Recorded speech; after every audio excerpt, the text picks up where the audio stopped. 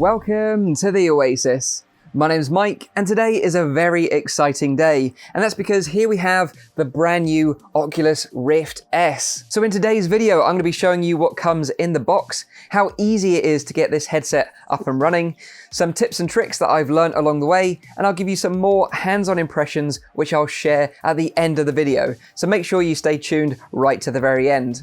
This headset was provided for free and early by Oculus, so I could share my thoughts on this headset with you guys and girls.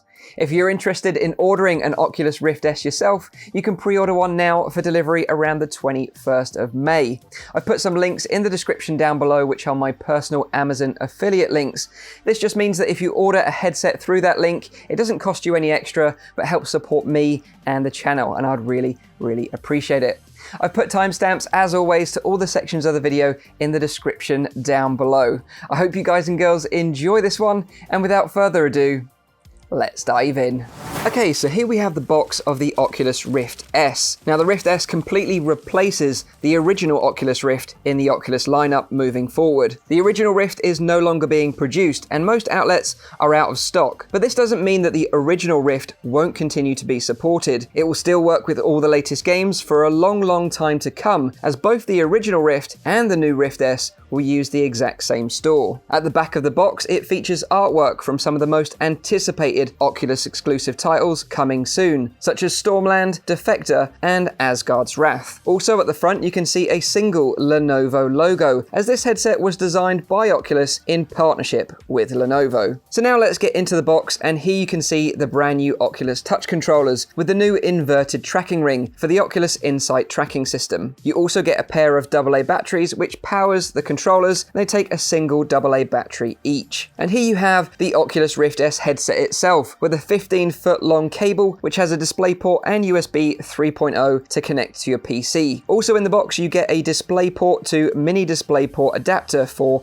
laptops. Now I've heard that DisplayPort to HDMI adapters could potentially work if you don't have a free DisplayPort on your PC, but Oculus state that they can't guarantee any compatibility. And of course you get a quick start guide and warranty manual. Now let's get into the setup, and I have to say the Oculus Rift S is the easiest PC VR headset I've ever set up. It's super simple. All you need to do is ensure that you have Oculus Home installed, and I've put a link to it in the description down below, along with a system checker tool which you can use to see if your Windows 10 PC is up to scratch. Once Oculus Home is installed, plug in the Rift S DisplayPort and USB connector into your PC. Open up Oculus Home and you'll get a notification pop up asking you if you want to set up the brand new Rift S headset. The system will check to ensure you've connected the cables properly and will prompt a quick firmware update. Once the AA batteries are installed in the touch controllers, they're good to go, and they come pre-paired, which is really handy, and they also get a quick firmware update too. You then get greeted with a short health and safety video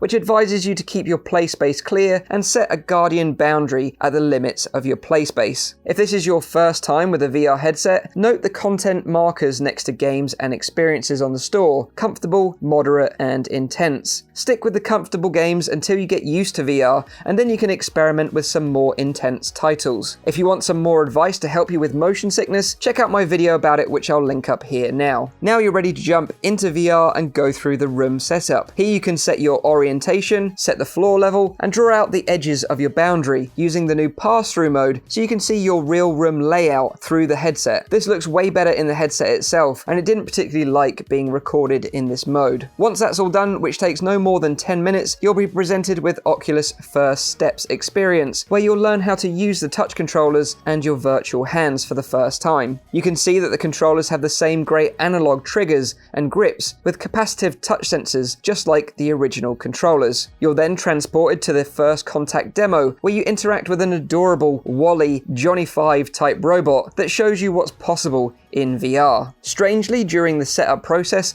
I found no mention of IPD adjustment. IPD is the distance between your eyes, and it's important to set this correctly for a comfortable VR experience. The Oculus Rift S features software-based IPD adjustment due to its single panel display. You can adjust it through the Oculus Dash menu in VR, or you can adjust it through the desktop application. But sadly, there's no IPD calibration tool, so I would urge newcomers to try and measure your IPD yourself, or get your opticians to to do it for you. So now you're all set up to experience applications from Oculus Home, but you can also use the Oculus Rift S with SteamVR. All you need to do is download and install SteamVR from Steam, and once installed, click the VR icon in the top right-hand corner of the Steam dashboard. Strangely, SteamVR recognizes the Oculus Rift S as a Rift with 3 tracking sensors. All you need to do is choose the game you want to play, and away you go. You're set up. After playing around with the Rift S for a little while, here's a couple of things that I found that would be useful for those picking up an Oculus Rift S in the future. So here's a few tips. The first tip is about the cable on the headset. The plastic cable hook on the left-hand side of the headset isn't in an ideal location, as it makes the cable hang over your left shoulder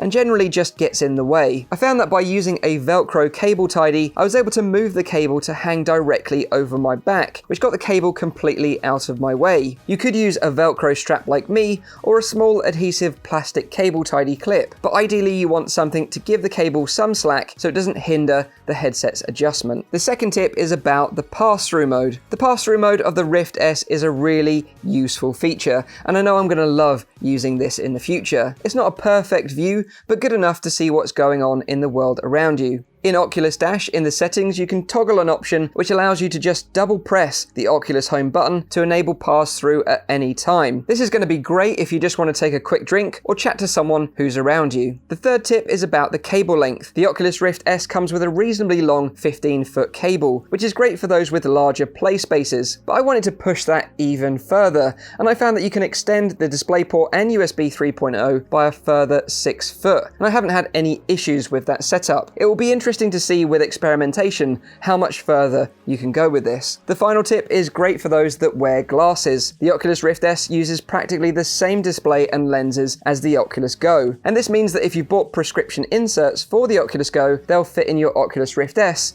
like the ones I'm showing here from Widmo VR. Now let's move on to some final thoughts now I've had more time with the headset. Now the audio isn't great. I thought this at PAX, but it was difficult to tell on the busy show floor, and I can confirm it's just average. For the best experience, I would recommend using some headphones, but getting headphones over the chunky Halo head strap is an issue too. I'm really hoping that Oculus release some sort of official accessory to make this situation better in the future. The headset itself is really comfortable, and I'm starting to enjoy the Halo design more and more. The only criticisms I have is that the spongy facial interface material that sits on your face is glued to the removable plastic surround. It would have been nice for a Velcro surround, so pads could be swapped in and out easily for hygiene reasons. The controllers feel familiar in VR if you've ever used the original controllers. They are actually a little bit lighter than the original Touch, as you can see here as I've weighed them both out. Both the controllers had batteries in during this test. The Oculus Insight tracking system,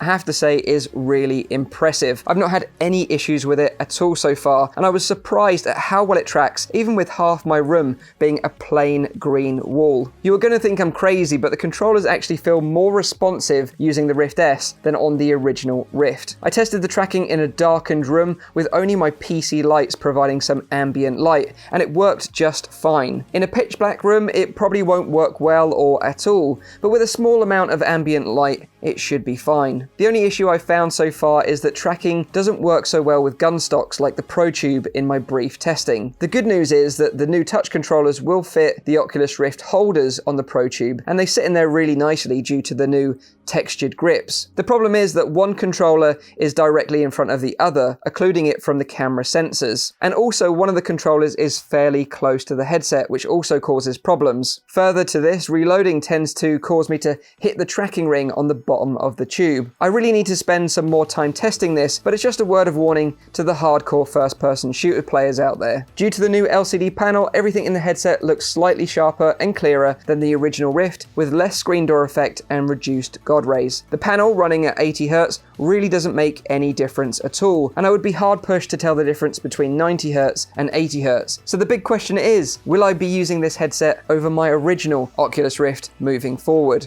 Absolutely. I can't wait to play Stormland and Asgard's Wrath on this headset in the future. Okay, so there we have it, guys and girls. That's how to set up the brand new Oculus Rift S, what comes in the box, some tips and tricks, and some more of my hands-on impressions. But overall, I think the Rift S is actually pretty great, and it far exceeded my initial expectations of what this device would be capable of. It marks as a slight upgrade to the current Rift owners who want the highest resolution and clarity on the Oculus platform, but with the main compromise being the built-in audio system, which I personally wasn't a big fan of.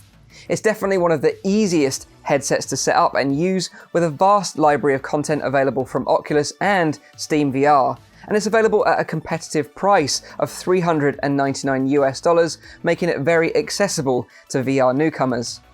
Personally, I think Oculus have raised the bar and now set the standard of what a PC VR headset with inside-out tracking can achieve.